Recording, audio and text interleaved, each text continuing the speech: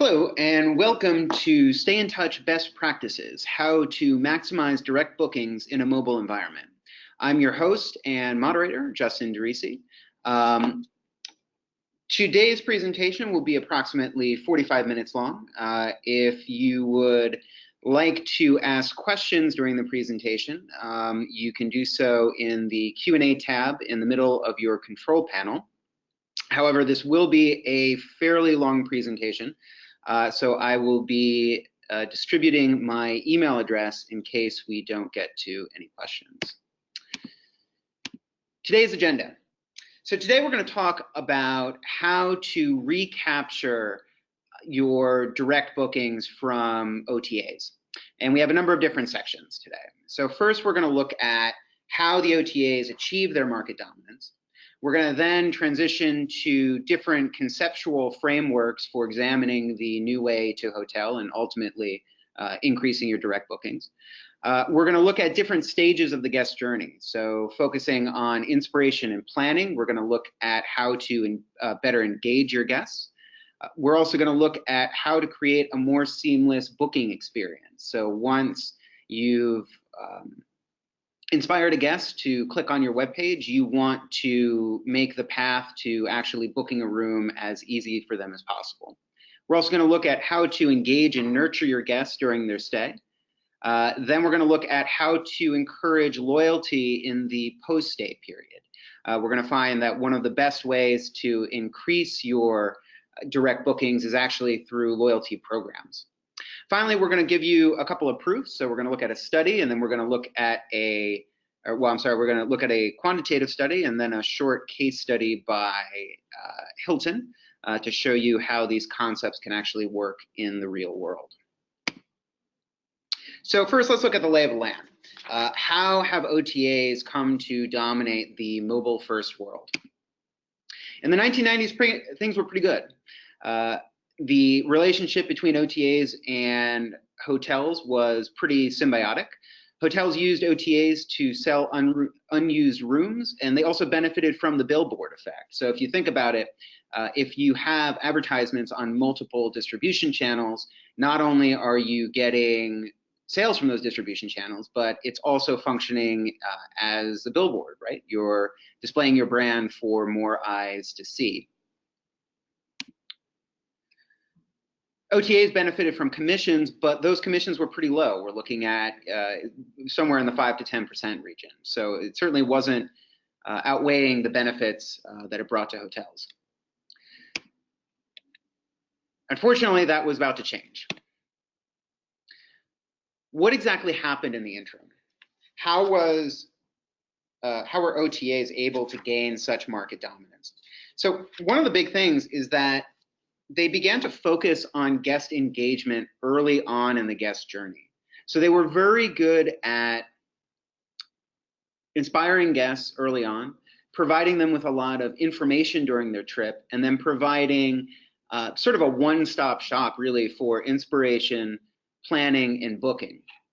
You can also see in terms of their direct marketing, Priceline and Expedia spent more than all 5 of the major hotels combined in terms of direct marketing. They also took guest experience into account. So the concept of having guest reviews furthering additional bookings. If you look at TripAdvisor, for example, 83% of TripAdvisor users always reference reviews before making a decision.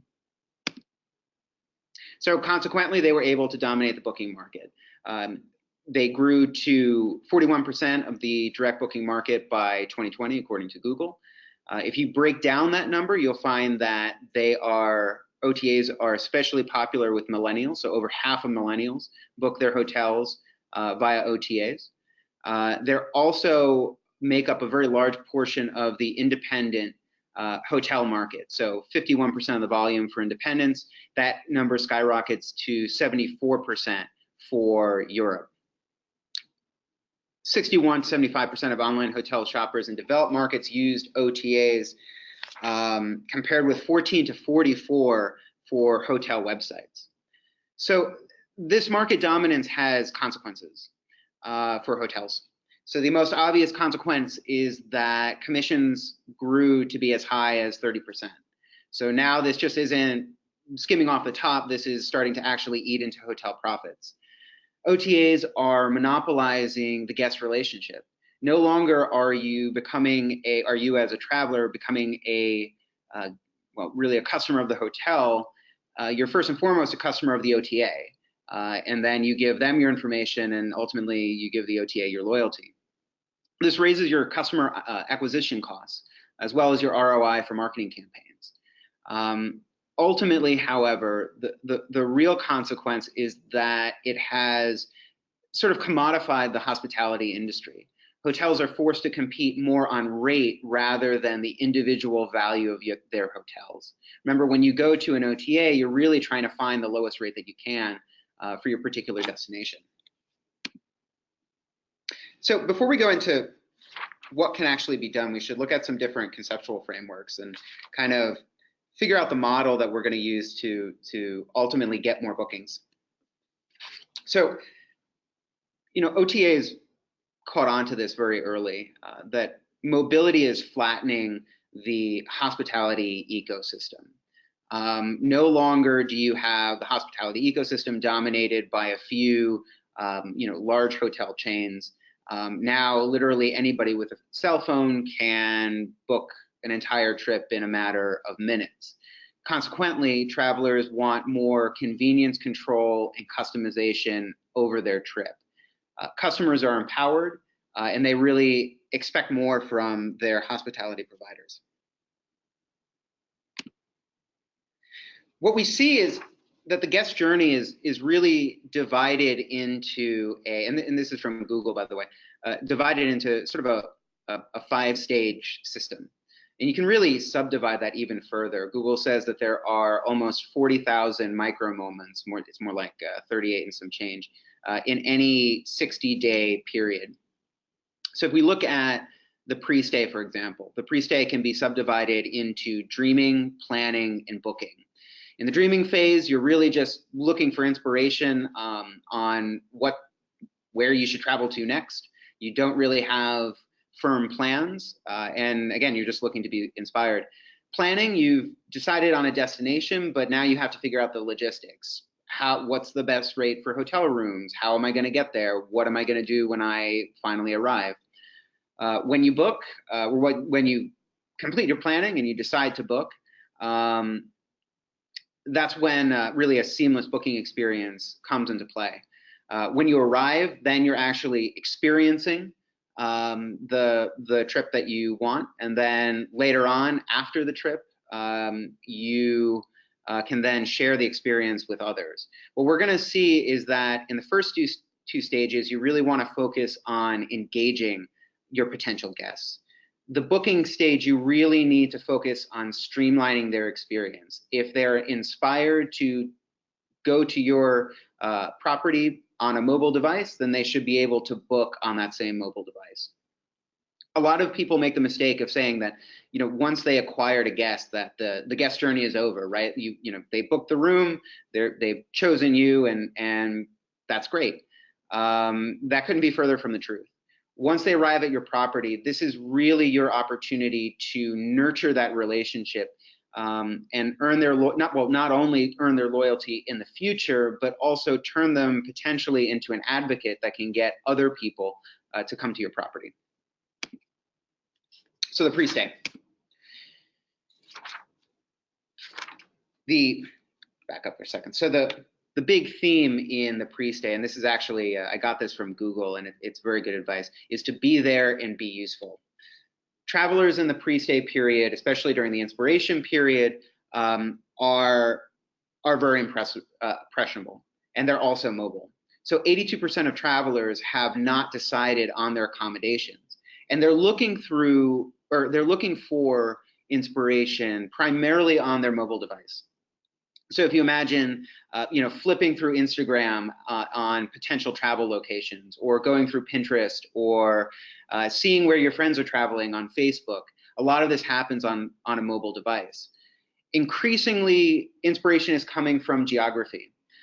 Google Maps, for example, has been called a super app. You can basically, it's almost like a meta application that can do everything. So a lot of people are searching for trips on Google Maps. I personally like to take a lot of road trips. Very often I'll center Google Maps on a town in the country and I'll see what is there to do there. Do they have wineries? Are there any good hiking trails? Are there any other, good restaurants, any oddities there that I might like to see? Location searches are becoming increasingly important. Really, the concept that you want to get here is that the early bird keeps getting the worm. The idea is that you want to beat the OTAs at their inspiration game. If I'm flipping through Instagram for, on trips to Hawaii, and I come across a beautiful image from a hotel in Hawaii, and I'm really interested in staying in that hotel, then you've just bypassed the OTA. I'm more likely to go to the hotel's website to book than, bringing up Expedia or bringing up Priceline and going through a third channel. The good news is that while the hospitality industry while OTAs have sort of pushed a commodification of hospitality, individual travelers don't want commodified travel. People are looking for value, that's certainly true, but people want an experience that's unique to them and suits their unique preferences. And the idea is that you need to capitalize on this.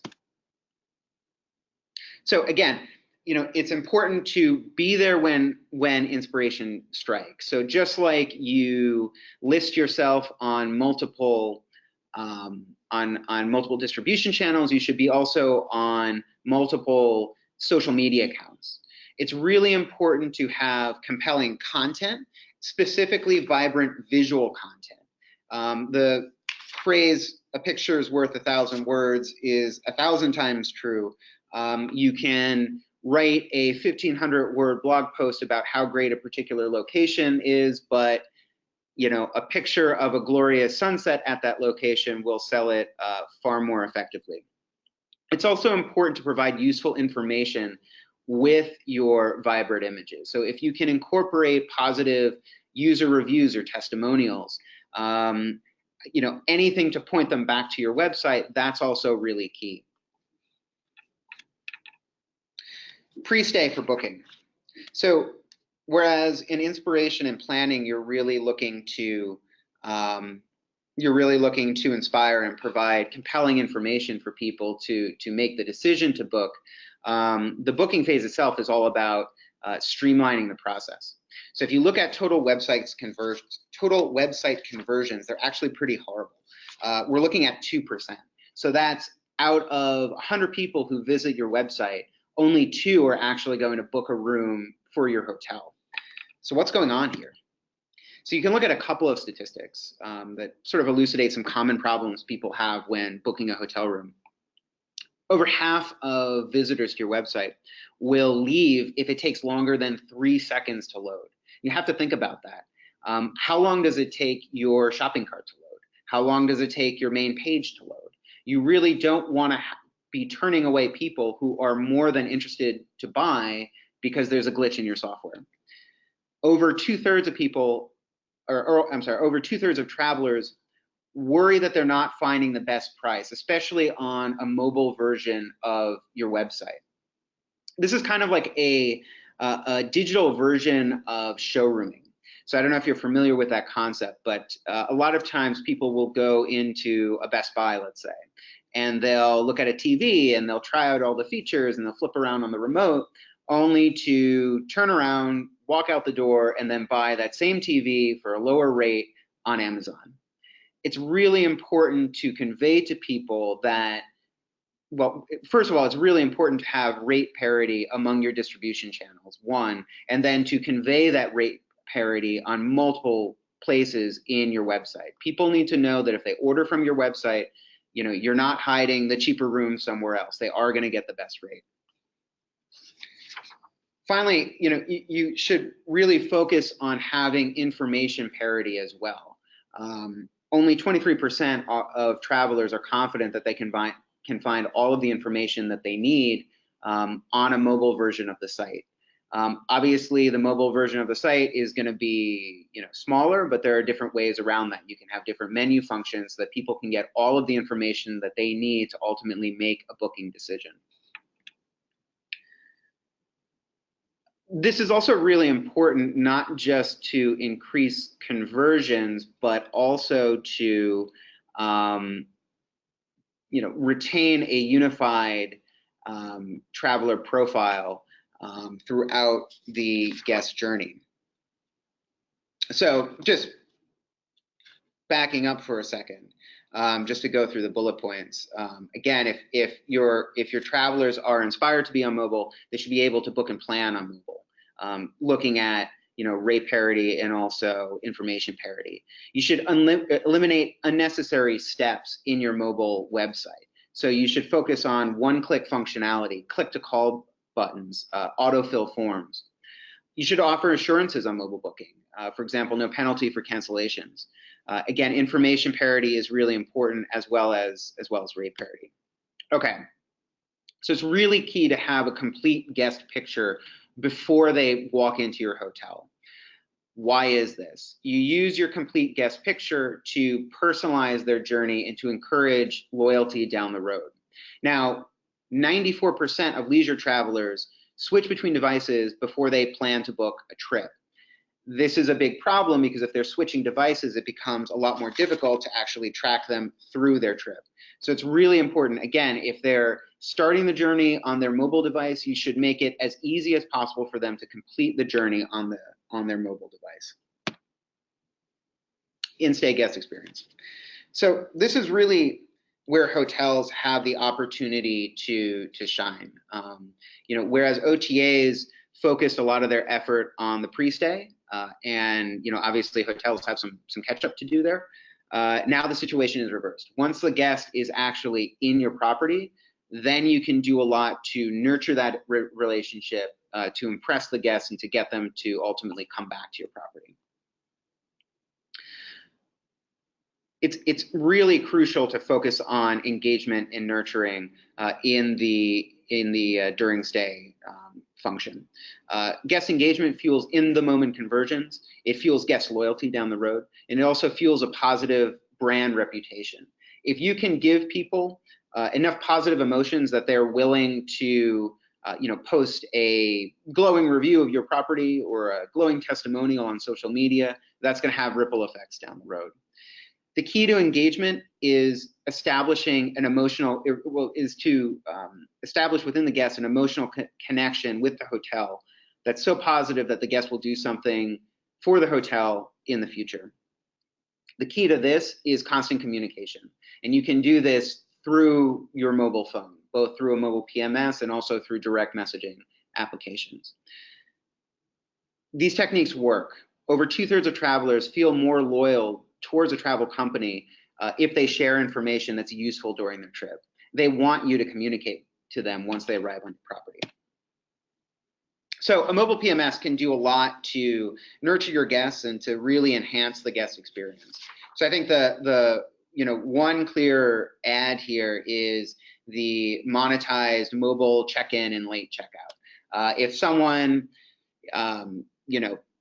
lands at 10 o'clock in the morning and they're not scheduled to check in until 3, they're going to really appreciate being able to adjust their check-in time from their mobile phone. Similarly, I know that whenever I go on vacation, the last night I'm in whatever destination, I usually am out fairly late and I don't really want to check out by 10 o'clock in the morning or 11 o'clock in the morning. So having a late checkout option, even if it's monetized, is certainly something that can improve your guest experience. One of the key features of a mobile PMS is that it can provide automated targeted messaging for anything from room cells to amenities,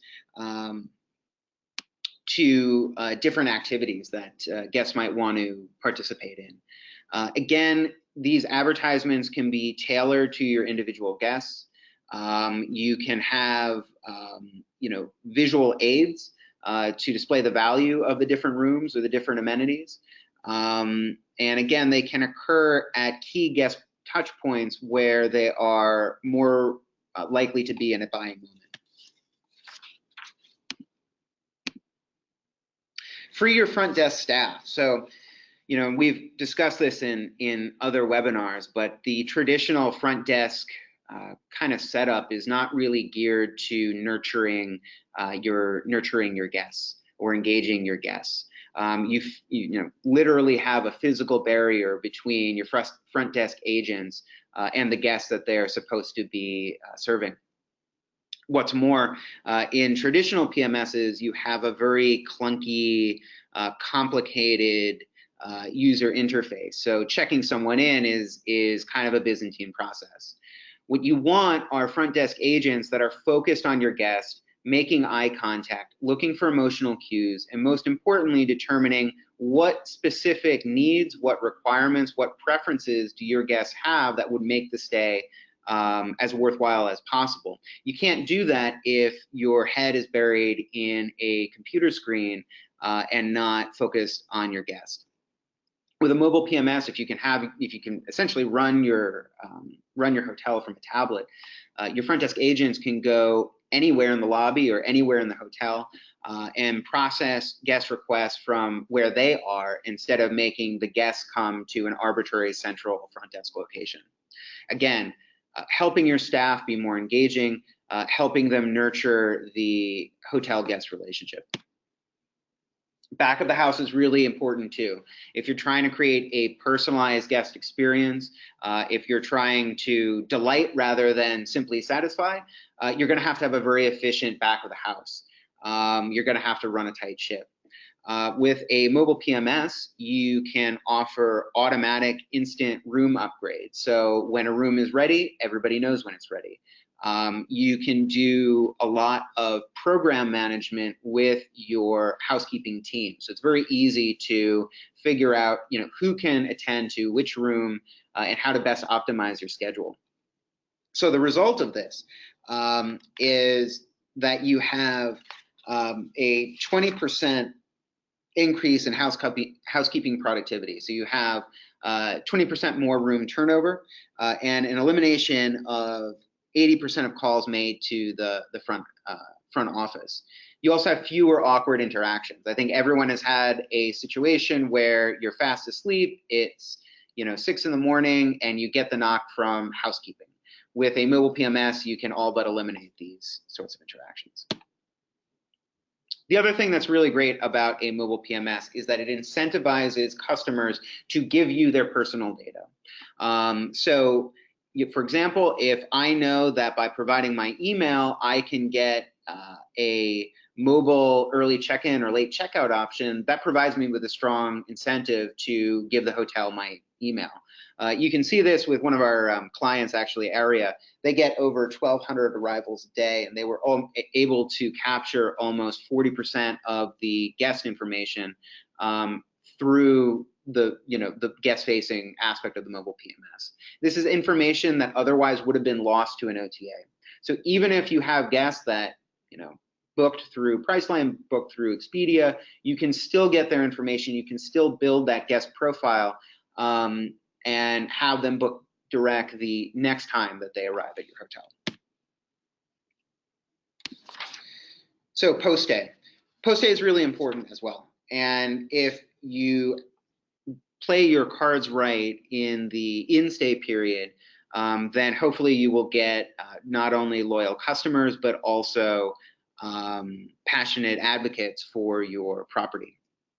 The key here really is to, there's two aspects. So on one aspect, you have the influence factor. So every guest right now is a potential influencer for or against your property.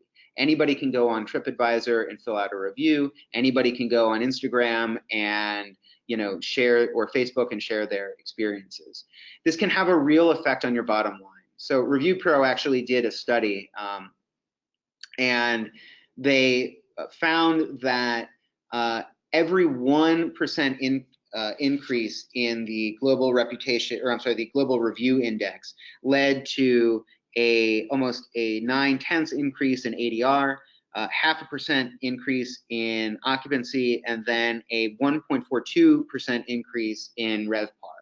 So this is increasing your occupancy, but it's also attracting guests that are going to stay or spend more once they actually arrive at your property. To really achieve a good online reputation, a good brand reputation, you really have to reach your guests before they write a bad review. This slide could have gone in the in-stay portion of the presentation as well. It's really important to continually keep in contact and message your guests when they're on the property. More and more people, especially millennials, especially Gen Z, prefer to communicate through their mobile phone, whether that's through SMS, whether that's through a chat app, WeChat. And again, it's really important to reach them where they are. You shouldn't have to, default to a 90s technology, the room phone, to contact the front desk. They should communicate how, or the hotel should communicate how their guests communicate on a day-to-day basis. All of this ultimately is geared towards building loyalty programs that work and that entice your guests. 79% of direct bookings are made by guests in a loyalty program. And acquiring a new guest is 8 to 10 times more expensive than retaining an old guest. You really want to get people into these loyalty programs. Now, there is a challenge. Millennials, as they stand, are pretty lukewarm towards loyalty programs. So 39% don't think that a loyalty program is worth it. Again, this is in comparison to over half of millennials who book through OTAs. So you have to find a way to reach them. And the way to reach them is through communication, compelling marketing, engagement during their stay, and really basing your programs around guest profiles and proper guest segmentation. So there's different loyalty programs for different types of travelers. Your business traveler is going to be different than your wellness traveler, or a traveler who's looking to have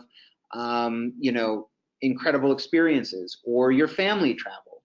So it's really important to get that information, or that customer data down, and then segment your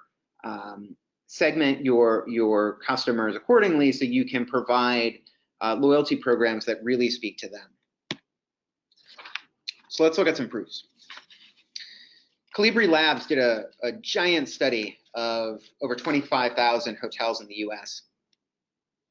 And they focused on different direct booking campaigns for major chains. And they actually weren't initially confident that these campaigns would work. However, what they found was definitely startling. So they found that 40 to 50% of room nights were driven by loyalty members. They found that they wound up actually increasing their ADR rate even when they accounted for loyalty discounts. And they found that the median net revenue benefit was between $9,000 and $33,000 per hotel. So doing these things actually works. It really drives bookings, and it also drives revenue.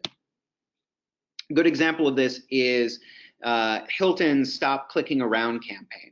So in 2016, Hilton launched a massive marketing campaign to encourage loyalty membership called Stop Clicking Around. They actually saw their membership and direct booking rise from 51 million in 2015 to 85 million in 2017, which is pretty astounding. The CEO of Hilton commented that web direct channels remain the fastest growing channels that Hilton has, and that they're growing at a much faster rate, approximately 3 times than their other OTA channels. So Hilton really had remarkable success by nurturing their guests and really focusing on driving membership to various loyalty programs. So I just sort of want to end with a quote. The idea here is, and this is from Chad Crandall of CHM Warnick. And Chad says, we need to control the whole guest experience. Customers today are increasingly wanting to not be surprised. OTAs are just selling rooms and saying that they sell at the lowest price. They don't control the rest of the guest experience after they sell them that room. Hotels need to control the actual guest experience so that they can really earn loyalty. Again, the key is to look at the guest experience holistically and to engage your guests at each point in that experience, and ideally in each micro moment of the guest journey. As hotels, your strong suit is really to sell your property on its value. You want to sell your rooms, you want to sell your location, you want to sell your amenities. You don't want to be locked in a system where you have to accept the OTA rate because there's no other game in town. If you take a holistic approach, you really can increase direct bookings, you can increase RevPAR, and you can go back to the happy days of the 1990s. I'm not seeing any questions in the queue. If you have any questions for me, feel free to email me. My email address is jderise@stayintouch.com. That's jderise@stayintouch.com. I will also send my email address in the chat, and you should be getting that now. You will all receive a recording of this webinar within 24 hours, and thank you very much for attending.